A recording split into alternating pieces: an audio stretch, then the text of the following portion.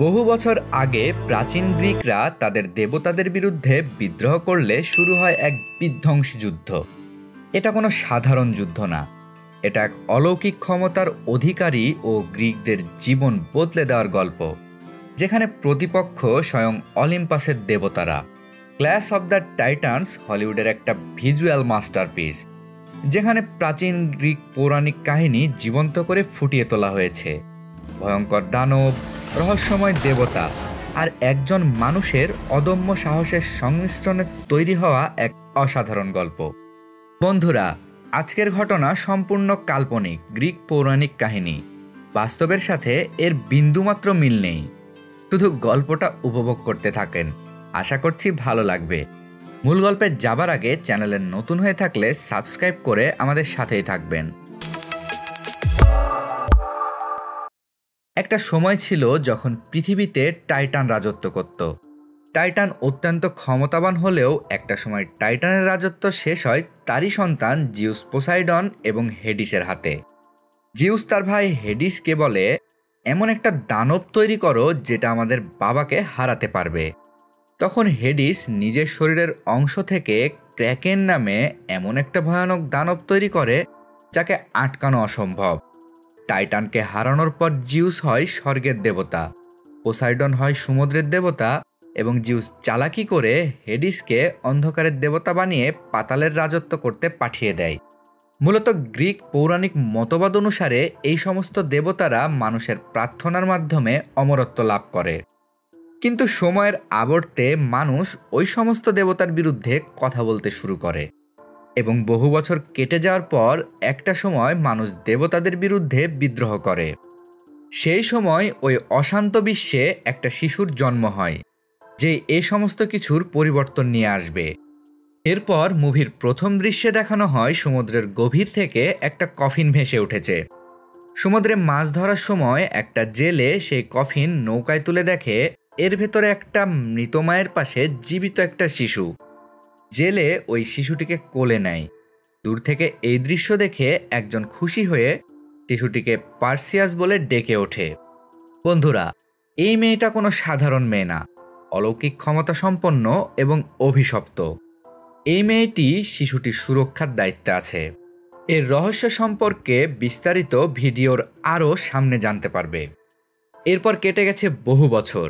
ছেলেটি কৈশোরে পদার্পণ করলে একদিন বিদ্যুৎ চমকানোর সময় সে নিজের ভেতর একটা ব্যথা অনুভব করে। তখন জেলে তার কাছে এসে বলে, কি হয়েছে তোমার? পার্সিয়াস বলে, খুব শীঘ্রই আমার ভাই বোন আসতে যাচ্ছে, যারা তোমার নিজের সন্তান। তখন জেলেটি বলে, যেই আসুক না কেন, তুমি আমার ছেলে হিসেবে থাকবে। আমাদের মধ্যে যে বন্ধন আছে তা চিরকাল অটুট থাকবে। তোমাকে সৃষ্টিকর্তা নিশ্চয়ই কোনো মহৎ উদ্দেশ্যে বাঁচিয়ে রেখেছে, যা একদিন অবশ্যই প্রকাশ পাবে। এভাবে কেটে গেছে আরও বেশ কিছু বছর। পার্সিয়াস এখন বড় হয়ে গেছে। এমন একদিন মাছ ধরার সময় সে তার জেলে বাবাকে সাহায্য করছে। কিন্তু বেশ কিছুদিন প্রচেষ্টার পরও তাদের জালে কোনো কিছুই আটকা পড়েনি। জেলে হতাশ হয়ে সৃষ্টিকর্তার ওপর ক্ষোভ প্রকাশ করে এবং বলে, এমন একদিন আসবে নিশ্চয়ই এই সব কিছুর জন্যই মানুষ প্রশ্ন করতে শুরু করবে। সেদিন রাতে আবারও বিদ্যুৎ চমকালে পার্সিয়াস নিজের মধ্যে ব্যথা অনুভব করে। জেলে বাবা তার কাছে এসে বলে, এরকম একটা পরিস্থিতির মধ্যে আমি তোমাকে পেয়েছিলাম। আমি জানি তোমার মনে অনেক প্রশ্ন ঘোরাফেরা করে, কিন্তু আফসোস আমার কাছে এর কোনো উত্তরই নেই। পার্সিয়াস হাসি মুখে তাকে বলে, আমার আর কিছুই চাই না, সব কিছুই এখানে আছে। সমুদ্রে ভেসে চলার সময় একদিন সমুদ্রের কিনারায় জিউসের বিশাল একটা মূর্তি দেখানো হয়। জেলে লক্ষ্য করে বেশ কিছু সৈনিক মূর্তিটাকে ভাঙার চেষ্টা করছে।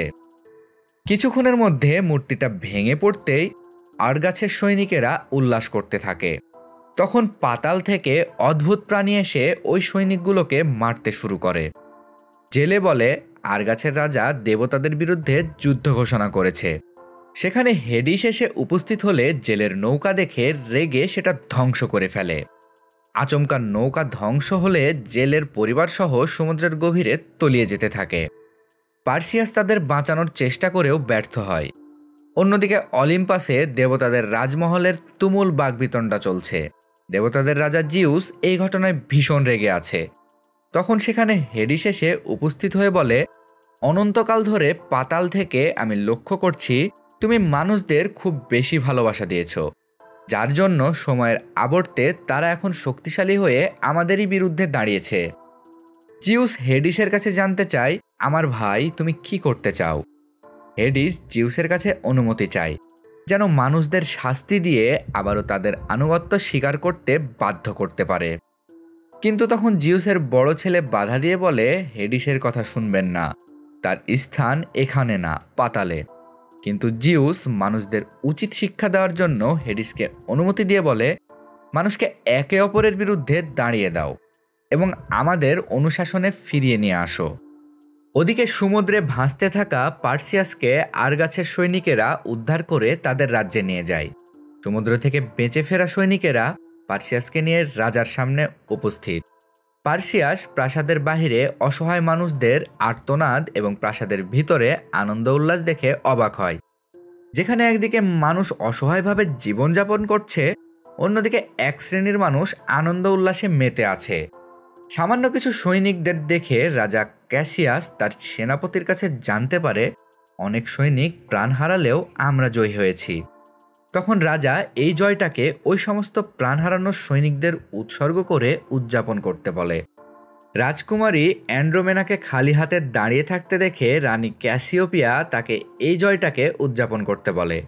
রাজকুমারী অ্যান্ড্রোমেনা রানীর হাত থেকে একটা পেয়ালা নিয়ে পার্সিয়াসকে পান করতে দেয়। পার্সিয়াস পেয়ালাটাকে ধরতেই যাবে, তখন ড্রাকো নামের একজন ধাক্কা দিয়ে সেটা ফেলে দেয়। অ্যান্ড্রোমেনা হতাশ হয়ে রাজা রানীর উদ্দেশ্যে বলে, তোমরা কি কখনো জানার চেষ্টা করেছো সেখানে কি ঘটেছে? কখনো কি দেখার চেষ্টা করেছো মানুষ কত কষ্টে আছে? রানী ক্যাসিওপিয়া বলে, আমাদের এই বিজয় কয়েকশো সৈনিকের জীবনের বিনিময়ে এসেছে, এটা তাদের দায়িত্ব ছিল। অ্যান্ড্রোমেনা বলে, আপনারা দেবতাদের বিরুদ্ধে আচরণ করছেন আর মনে করছেন তারা চুপচাপ বসে থাকবে? রানী ক্যাসিওপিয়া বলে, তুমি কি চাও আমরা তাদের সামনে মাথা নত করে চুপচাপ সবকিছু সহ্য করব? তাদেরকে আমাদের প্রয়োজন নেই, বরং আমাদের প্রার্থনা তাদের দরকার। রানীর কথার মধ্যে সেখানে হেডিস এসে উপস্থিত হয় এবং নিজের ভেতরের আগুনের মধ্যে ওই সমস্ত বেঁচে যাওয়া সৈনিকদের টেনে নেয় যারা জিউসের মূর্তি ভাঙায় অংশ নিয়েছিল। কিন্তু সে পার্সিয়াসকে জীবিত দেখে অবাক হয়। হেডিস রাজা রানীকে বলে, তোমরা আমাদের নখেরও সমতুল্য না, তারপরেও আমাদের সাথে চরম বিরুদ্ধাচরণ করছো। রানী ক্যাসিওপিয়া জিজ্ঞেস করে, কে তুমি? হেডিস নিজের নাম বলে তার শক্তির মাধ্যমে সবাইকে তার সামনে মাথা নত করতে বাধ্য করে। এটা দেখে পার্সিয়াস আক্রমণ করতে চাইলে তার সুরক্ষার দায়িত্বে থাকা ওই অলৌকিক ক্ষমতা সম্পন্ন মেয়েটা তাকে বাধা দিয়ে বলে, এখনো সময় হয়নি, ধৈর্য ধরো।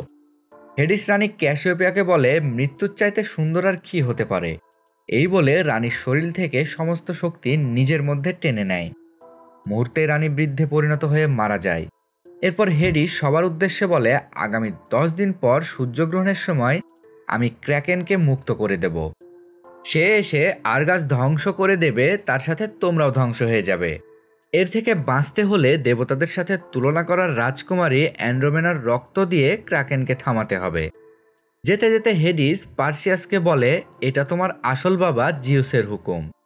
অন্যদিকে অলিম্পাসে একজন জিউসকে জানায়, আরগাছে একজন দেবতা পুত্র আছে যেটা আপনার।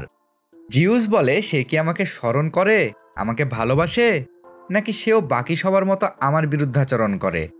যদি তাই করে তাহলে তাকেও শাস্তি ভোগ করতে হবে। অন্যদিকে ড্রাকো পার্সিয়াসকে বন্দি করে শাস্তি দিচ্ছে। তারা মনে করে সে এখানে জিউসের হয়ে কাজ করছে। রাজা ক্যাসিয়াস দ্রুত সেখানে এসে তাকে বাঁচিয়ে নেয়। নিজের মেয়েকে বাঁচানোর জন্য পার্সিয়াসের কাছে সাহায্য চায়। তখন একজন রাজাকে পরামর্শ দেয়, রাজকুমারীকে উৎসর্গ করা ছাড়া আমাদের কোনো পথ খোলা নেই। কিন্তু রাজা নিজের মেয়েকে এভাবে মরতে দিতে পারে না। রাজকুমারী অ্যান্ড্রোমেনা এসে বলে, আমার জন্য কাউকে মরতে হবে না, আমি নিজেই উৎসর্গের জন্য প্রস্তুত। পার্সিয়াস বলে, আমি একজন সাধারণ জেলে, আমার বাবা মাকে ওরা মেরে ফেলেছে, আমি তোমাদের কোনো সাহায্য করতে পারবো না। পরের দৃশ্যে পার্সিয়াসের সাথে দেখা করার জন্য সেই অলৌকিক ক্ষমতা সম্পন্ন মেয়েটা আসে। তার নাম আইও।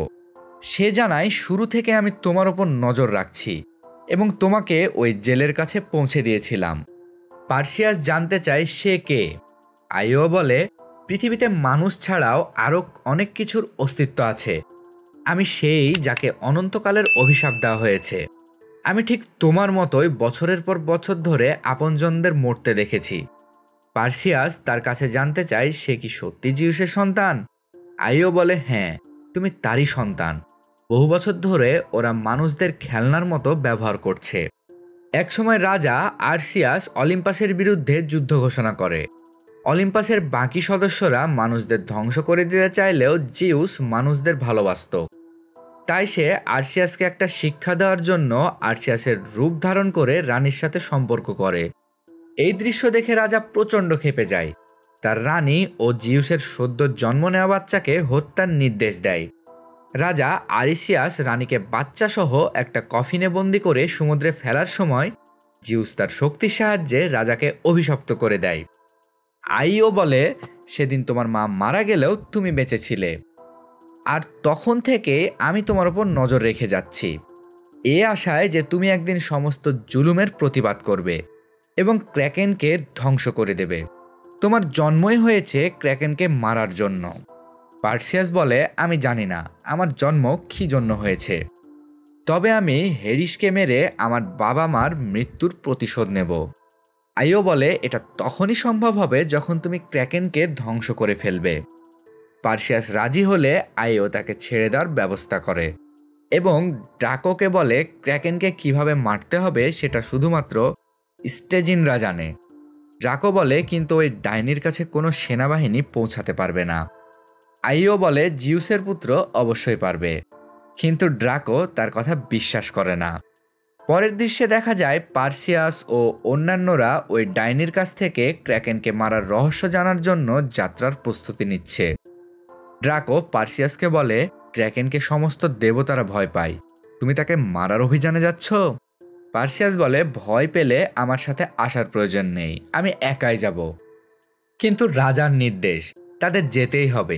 সবাই যখন প্রয়োজনীয় প্রস্তুতি নিয়ে বাহিরে বের হয়, রাজ্যের লোক এসে তাদের বাধা দেওয়ার চেষ্টা করে। তারা চায় হেডিসের কথা মতো রাজকুমারের জীবন উৎসর্গ করে এই সংকটের সমাধান করতে।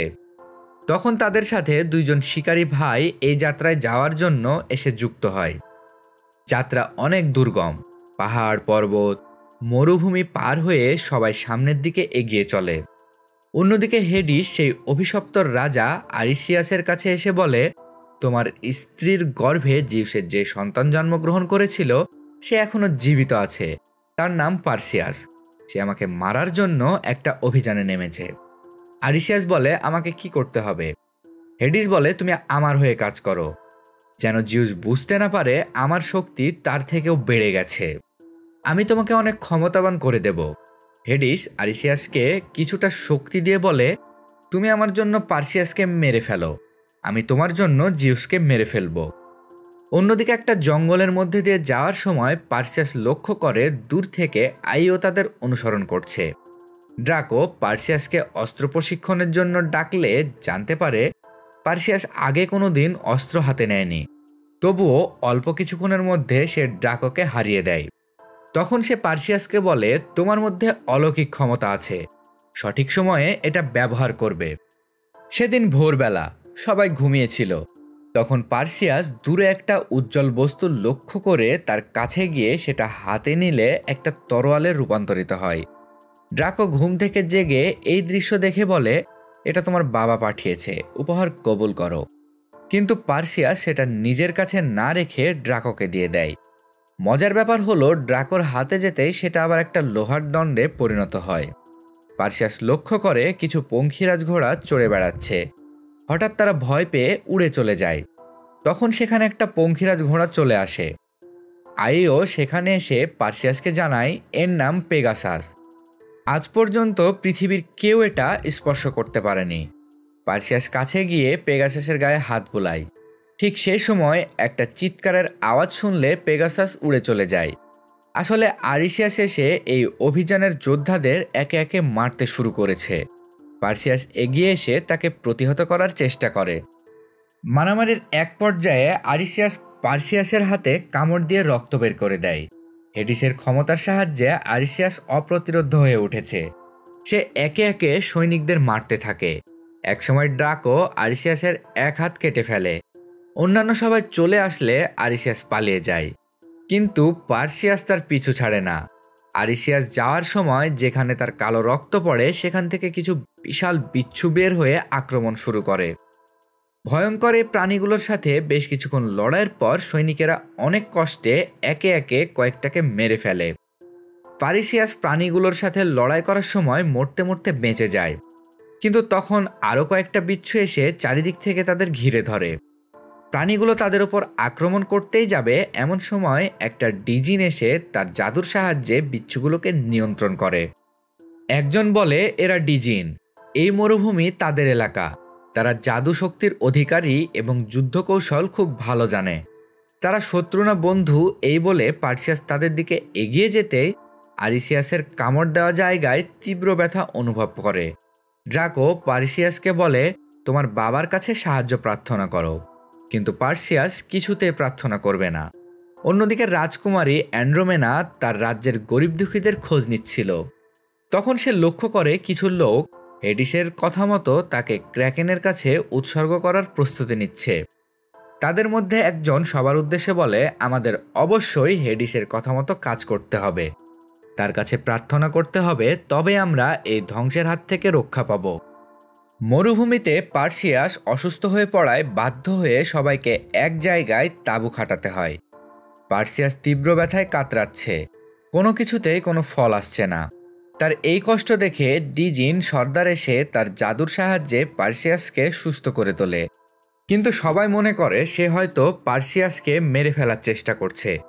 সবাই মিলে ডিজিন সর্দারের উপর হামলা করলে কেউ পেরে ওঠে না। আইও ডিজিন সর্দারের কথার অনুবাদ করে সবাইকে বলে এরা এই মরুভূমিতে বহু বছর অপেক্ষা করছে একজন মাসিহার জন্য, যে তাদের সমস্ত দেবতাদের হাত থেকে মুক্ত করবে। তারা মানুষের বন্ধু না হলেও পার্সিয়াসকে সাহায্য করতে পারবে। পার্সিয়াসকে সুস্থ হতে দেখে সবাই শান্ত হয়। পরদিন সকালে আবার যাত্রার প্রস্তুতি নেওয়ার সময় ড্রাকো এসে বলে শুধু তোমার জেদের জন্য আমার লোকজন মারা পড়ছে। পার্সিয়াস বলে আমি এই কাজটা একজন ভালো মানুষ হয়ে করতে চাই। ড্রাকো বলে কিন্তু তুমি কোনো সাধারণ মানুষ না, কারণ মানুষ ক্র্যাকেনকে মারতে পারবে না। তারা যখন কথা বলছিল ডিজিনরা ওই বিচ্ছুর পিঠে চড়ে সামনে এগিয়ে যাওয়ার ব্যবস্থা করে। সবাই মিলে ওই বিচ্ছুগুলোর পিঠে চড়ে নানান দুর্গমপাত পাড়ি দেয়।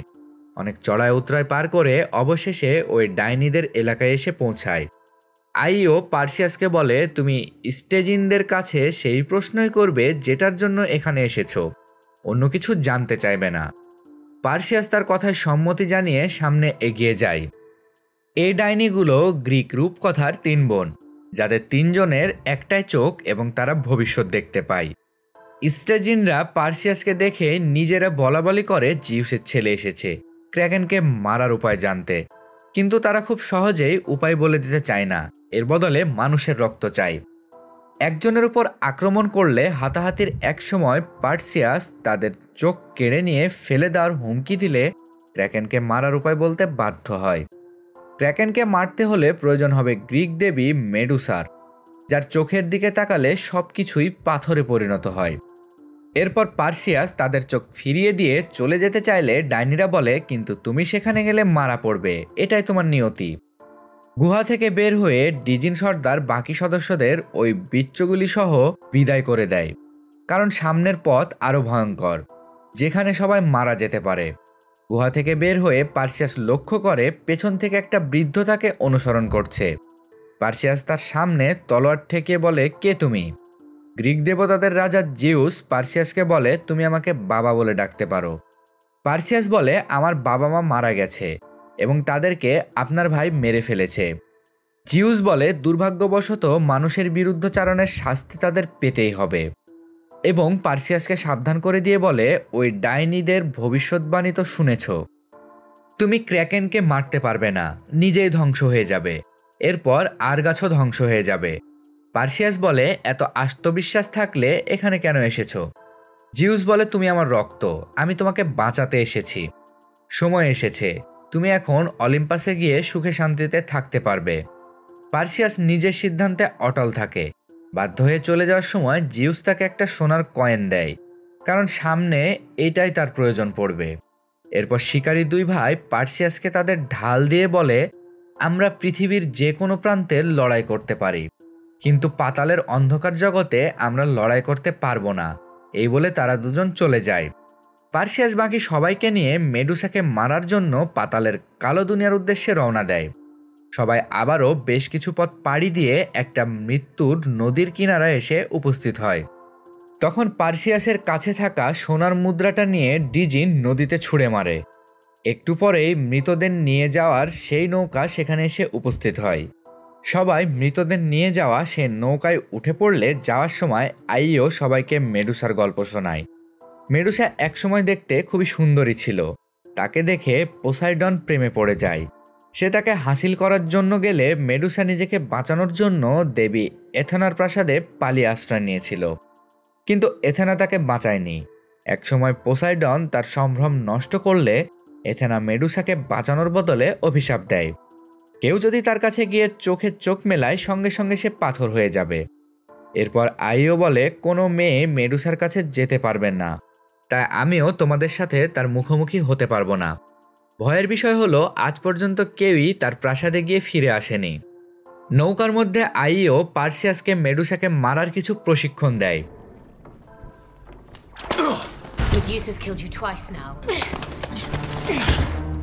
অন্যদিকে ড্রাকো পার্সিয়াসকে বলে, কখনো কল্পনাও করিনি এখানে আসতে পারবো। হতাশ ড্রাকোর কাছে পার্সিয়াস জানতে চায়, আপনি কাকে হারিয়েছেন? ড্রাকো বলে, আমি আমার মেয়েকে মাত্র 16 বছর বয়সে হারিয়েছি। আশা করছি খুব শীঘ্রই তার সাথে দেখা হবে। একটা ধ্বংসপ্রাপ্ত প্রাসাদের সামনে এসে পার্সিয়াস সবার উদ্দেশ্যে বলে, আমার বাবা সবসময় বলতো, এমন একটা দিন আসবে যখন মানুষ রুখে দাঁড়াবে। আজ সেই দিন। কখনোই মনোবল হারাবে না এবং মেডুসার চোখে চোখ রাখবে না। এরপর আয়োকে প্রাসাদের বাহিরে রেখে অন্যান্যরা ভেতরে প্রবেশ করে। প্রায় ধ্বংস হয়ে যাওয়া এই প্রাসাদের চারদিকে আগুন জ্বলছে। এখানেই দেখা মেলে অর্ধেক মানুষ অর্ধেক সাপে পরিণত হওয়া মেডুসার। র্যাটেল স্নেকের মতো লেজ নাড়িয়ে মেডুসা প্রাসাদের দেওয়াল বেয়ে বেড়াচ্ছে এবং তীর দিয়ে সৈনিকদের আক্রমণ করছে। তার হামলার প্রথম শিকার হয় ড্রাকো। একে একে অন্যান্য সৈনিকরা পাথরে পরিণত হয়ে জীবন হারায়।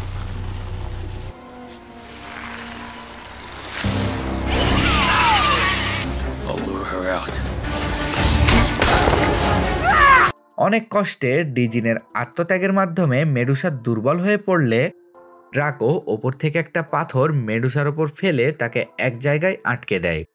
এতে রেগে মেডুসা তাকেও পাথর বানিয়ে দেয়। এই সুযোগে পার্সিয়াস মেডুসার মাথা কেটে নিতে সক্ষম হয়। সবাইকে হারিয়ে পার্সিয়াস একা মেডুসার মাথা নিয়ে বাইরে বেরিয়ে আসে, কিন্তু আইওর কাছে পৌঁছানোর আগেই পেছন থেকে আরিসিয়াস তার শরীরে চাকু ঢুকিয়ে দেয়। এই দৃশ্য দেখে পার্সিয়াস রেগে তার উপর আক্রমণ করলে প্রথম আঘাতেই পার্সিয়াসের তালোয়ার ভেঙে ফেলে। তখন বাধ্য হয়ে আয়োকে বাঁচাতে পার্সিয়াস জিউসের দেওয়া তলোয়ার হাতে তুলে নেয়। বেশ কিছুক্ষণ লড়াইয়ের পর ওই তলোয়ার আরিসিয়াসের শরীরে ঢুকিয়ে দিলে সে মৃত্যুর আগে অভিশাপ মুক্ত হয়। মারা যাবার আগে আরিসিয়াস পার্সিয়াসকে বলে, তুমি কখনোই তাদের মতো হয়েও না। এত কিছুর পরেও পার্সিয়াস আয়োকে বাঁচাতে পারে না। মারা যাবার আগে আইও সূর্য দেখিয়ে বলে, গ্রহণ শুরু হয়ে গেছে, তুমি দ্রুত সেখানে পৌঁছাও, তা না হলে সবকিছু শেষ হয়ে যাবে। আইও তার অভিশাপ মুক্ত হয়। সে বাতাসে মিলিয়ে যেতেই পেগাসাস সেখানে এসে উপস্থিত হয়। এক মুহূর্ত দেরি না করে পার্সিয়াস মেডুসার মাথা নিয়ে রওনা দেয়। অলিম্পাসে হেডিস এসে জিউসের কাছে ক্র্যাকেনকে মুক্ত করার অনুমতি চায়। ক্র্যাকেন অনুমতি পেয়ে পাতালের গভীর থেকে ওপরে উঠে তাণ্ডব শুরু করে। অন্যদিকে আরগাসের লোকেরা রাজকুমারী অ্যান্ড্রোমেনাকে উৎসর্গ করার জন্য প্রাসাদের দিকে ছুটে যাচ্ছে। তখন রাজকুমারী অ্যান্ড্রোমেনা স্বেচ্ছায় রাজ্যবাসীকে বাঁচাতে তাদের হাতে ধরা দেয়। রাজা বিদ্রোহীদের বাধা দেওয়ার চেষ্টা করলেও পারে না, একজন তাকে মেরে ফেলে। বিদ্রোহীরা রাজকুমারীকে নিয়ে একটা উঁচু জায়গায় বেঁধে রাখে। ক্র্যাকেন তার বিশাল সুরের মতো পায়ের সাহায্যে শহর ধ্বংস করে দিচ্ছে। মানুষ প্রাণ বাঁচাতে ছোটাছুটি করছে। অন্যদিকে ক্র্যাকেন মুক্ত হতে জিউসের ক্ষমতা কমে যায়। আরগাছের মানুষের মৃত্যুর সাথে সাথে অলিম্পাসের প্রাসাদে হেডিস জিউসকে বলে, আপনি কি নিজেকে শক্তিশালী মনে করছেন? যেদিন থেকে আমাকে ধোঁকা দিয়েছেন আমি তখন থেকেই এই দিনটার প্রস্তুতি নিচ্ছিলাম। ক্র্যাকেন আমার সন্তান, সে আমার শক্তি বাড়িয়ে দেবে। আপনি আমাকে ধোঁকা দিয়ে পাতালের অন্ধকার জগতে ঘৃণার রাজ্যে পাঠিয়ে দিয়ে নিজে অলিম্পাসে বসে রাজত্ব করছেন। জিউস হেডিসকে বলে, তুমি তোমার উদ্দেশ্যে কখনোই সফল হতে পারবে না, কারণ আরগাছে এখনও আমার এক সন্তান আছে। এ কথা শুনতেই হেডিস দ্রুত সেখান থেকে চলে যায়। ইতিমধ্যে সূর্যগ্রহণ লেগে গেছে। ক্রাকেন আরগাছকে ধ্বংস করতে শুরু করেছে। পার্সিয়াস আরগাছের কাছাকাছি এসে পৌঁছাতেই হেডিস এসে পাতালের দানবদের পাঠিয়ে তাকে বাধা দেয় এবং মেডুসার মাথা কেড়ে নেওয়ার চেষ্টা করে। পার্সিয়াস একা ওই দানবের সাথে পেরে ওঠে না। ঠিক শেষ সময়ে ওই শিকারী দুই ভাই এসে বিচ্ছুদের সাহায্যে দানবগুলোকে মারতে থাকে। এই সুযোগে পার্সিয়াস মেডুসার মাথা নিয়ে রাজকুমারীর কাছে পৌঁছানোর চেষ্টা করে। ক্র্যাকেন ইতিমধ্যে মাথা তুলে রাজকুমারী অ্যান্ড্রোমেনাকে মারতে আসে। শেষ মুহূর্তে পার্সিয়াস এসে মেডুসার সাহায্যে তাকে আটকে দেয়। ক্র্যাকেন মেডুসার চোখে চোখ রাখতেই পাথরে পরিণত হতে থাকে, তবুও শেষ রক্ষা হয় না। বিশাল হাত পাথরে পরিণত হয়ে রাজকুমারী অ্যান্ড্রোমেনার উপর পড়লে সে সমুদ্রে পড়ে যায়। তখন হেডিস এসে পার্সিয়াসকে বলে, আমি অমর, সবসময় জীবিত থাকব। পার্সিয়াস তার তলোয়ারে জিউসের শক্তি যোগ করে তার দিকে ছুঁড়ে মেরে বলে, তবে তোমার স্থান পাতালের অন্ধকারে, এখানে না। তলোয়ারের আঘাতে হেডিস পাতালে পৌঁছে গেলে অ্যান্ড্রোমেনাকে বাঁচাতে পার্সিয়াস সমুদ্রে ঝাঁপ দেয় এবং অনেক কষ্টে তাকে নিয়ে একটা তীরে পৌঁছায়। একটু পর সেখানে পেগাসাস এসে পৌঁছায়। রাজকুমারী পার্সিয়াসকে চলে যেতে দেখে বলে, আরগাছের একজন শাসক দরকার, তুমি এখানে থেকে যেতে পারো। পার্সিয়াস বলে, আরগাছের যে শাসক দরকার সেটা তুমি। পার্সিয়াস পেগাসাসকে নিয়ে সেই পাহাড়ের উপরে আসে যেখানে মুভির শুরুতে আরগাছের সৈনিকরা জিউসের মূর্তি ভেঙে ফেলেছিল। চোখের পলকে জিউস সেখানে উপস্থিত হয়ে বলে, মানুষ তোমার এই উপকারের কথা কখনোই ভুলবে না। পার্সিয়াস বলে, কিন্তু হেডিস বেঁচে গেছে, আমি তাকে পাতালে পাঠিয়ে দিয়েছি। জিউস বলে, আমি জানি তুমি অলিম্পাসে গিয়ে থাকতে চাও না, তবুও বলছি আরও একবার ভেবে দেখো। পার্সিয়াস বলে, আমি এখানে মানুষের মাঝে খুবই ভালো আছি। তখন জিউস চলে যাওয়ার সময় তাকে একটা উপহার দেয়। জিউস সেখান থেকে চলে যেতে আইও সামনে আসে। আজ এ পর্যন্তই। ধন্যবাদ ভিডিওটি শেষ পর্যন্ত দেখার জন্য। আজকের গল্পটা ভালো লাগলে অবশ্যই লাইক দিয়ে আমাদের উৎসাহিত করবেন এবং বন্ধুদের সাথে শেয়ার করে তাদেরও দেখার সুযোগ করে দেবেন।